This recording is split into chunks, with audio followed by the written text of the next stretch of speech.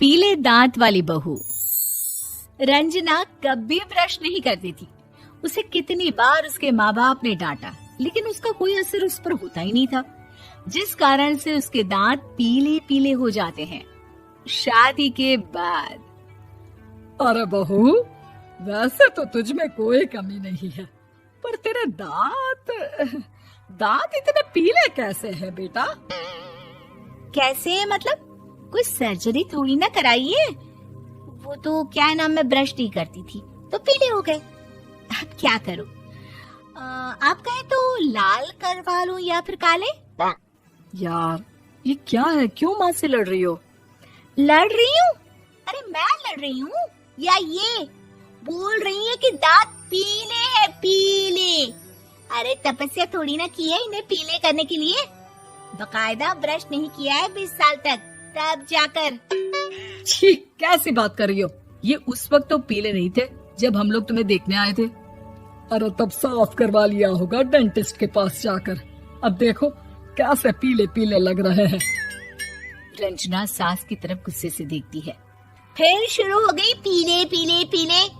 अरे पीले तो तब भी थे जब मेरे हाथ का रसगुल्ला उड़ा उड़ा कर खा रही थी और बोल रही थी, लड़की नहीं गुणों का खजाना दे रहे भाई साहब आप। खैर, अब वो लोग करते भी तो क्या करते, पीले दांत वाली बहू पल्ले पड़ी थी तो झेलना तो था ही। एक दिन कीर्तन में रंजना गाना गा रही थी। अरे कमला बहन, माँ का द्वार है, यहाँ तो सब शुद्ध होकर आते हैं, फिर अपनी बहू को ब्रश भी नहीं करवाती तुम। दूर से पीले पीले दांत भक्ति में बाधा उत्पन्न कर रहे हैं। अरे कोई 2 साल की बच्ची थोड़ी ना लेकर आई हूँ मैं बहू बनाकर। अच्छी खासी लड़की है, अरे कैसे करवाऊं ब्रश? ये तो उसे खुद करना चाहिए ना। अब माँ बाप तो इसके जैसे तैसे निपटा दिए, ये नहीं सोचा कि सास कैसे संभालेगी। सास बहू को लेकर घर आ जाती है, लेकिन सोच लेती है कि अब इसे लेकर कहीं नहीं जाएगी।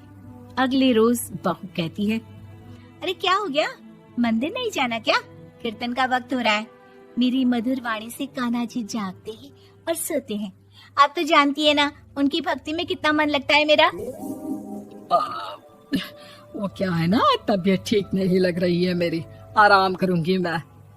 तबीयत ठीक नहीं लग रही? अभी तो मिथुन के गाने पर नाच रही थी आप, और अब बोल रही है कि तबीयत ठीक नहीं लग रही। अरे भक्ति में मन लगा लो सासू माँ, ऊपर जाना है, क्या मुंह दिखाओगी आप? हाँ? सास को बहू की बात पर गुस्सा आ जाता है। मैं क्या मुंह दिखाऊंगी, इसकी चिंता तो ना कर, समझी? अपने मुंह की चिंता कर, जो ये पीले पीले दांत लेकर हर जगह पहुंच जाती है। पता है लोग कितना मजाक बनाते हैं। ना जी ना, मैं नहीं जाना कहीं तेरे साथ। तो ये बात है, कोई ना, मत जाओ, मैं अपने कमरे में ही बैठकर भक्ति कर लूंगी। ऊपर वाला दांत थोड़ी ना देखता है, मन देखता है, भावना देखता है। और अरे बस बस, तू सब कुछ दिखा, बस ये सफेद चमकदार दांत ना दिखाना किसी को, है? जा यहाँ से। बहू को सास की बात का कोई फर्क नहीं पड़ता, वो तो जैसी थी वैसी ही रह जाती है। सुबह नहाकर किचन में खाना बनाना, फिर खाना खाना, कीर्तन भजन करना और सो जाना। एक दिन, माँ जी मैं सहेली के घर जा रही हूँ, शाम को लेट आऊंगी। हाँ हाँ तो जाना, मैंने कौन सा तेरी आरती करनी है घर पर बैठकर। रंजना सहेली के घर जाती है, जहाँ वो पार्टी में जाने की तैयारी कर रही होती है। अरे शिखा, कहाँ जाने की तैयारी कर रही है? मैं गलत वक्त पर आ गई क्या? अरे नहीं यार, उल्टा सही वक्त पर आ गया। मैंने ये साड़ी और ज्वेलरी निकाली है यार, शाम को इनके ऑफिस की एक पार्टी में जाना है। बताना कैसा लग रहा है ये सब? नहीं यार, इस ड्रेस के साथ तो वो वाली ज्वेलरी अच्छी लगेगी। हाँ हाँ सही बोल रही है, मैंने ध्यान ही नहीं दिया। वैसे तो हमेशा से मस्त फैशन सेंस रखती है। तो बड़ा जाती होगी ना पति के साथ पार्टी में। रंजना कुछ नहीं बोलती, बस सोचती है कि यार काश ये बात सही हो जाती, पर मैं क्यों नहीं जाती पार्टी में? क्या इन लोगों की कोई पार्टी होती नहीं होगी? रंजना घर आती है और रात में पति से सवाल करती है, एक बात बताइए, आप मुझे किसी पार्टी में क्यों नहीं ले जाते? क्या आपके यहाँ ऑफिस में पार्टी नहीं होती? पति बेचारा क्या कहता कि दांत पीले हैं तुम्हारे इसलिए। अरे कोई पार्टी होती नहीं हम लोगों के ऑफिस में, तो कहाँ से लेकर जाऊं? और मार्केट, मॉल, कहीं वीकेंड घूमना, कहीं तो। अरे यार सारे हफ्ते में एक छुट्टी मिलती है, तो सोचता हूँ कि आराम ही कर लूं। क्यों? रंजना मन मार के रह जाती है। पहले कभी सास के साथ मंदिर जाया करती थी, लेकिन वो भी सास ने ले जाना बंद कर दिया। घर बैठी बैठी रंजना बोर हो जाती है। तभी उसे आइडिया आता है और वो मायके जाने का सोचती है। सासू माँ, 2 दिनों के लिए मम्मी के घर जा रही हूँ। अच्छा ठीक है, आराम से जा। और हाँ, माँ से कुछ अच्छी आदत सीख कर आना कि कैसे शरीर के हर भाग की तरह दांतों की सफाई भी जरूरी होती है, समझी?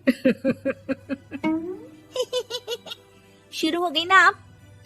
वो लोग आपकी तरह नहीं है कि छोटी छोटी बात का बतंगड़ बना दे।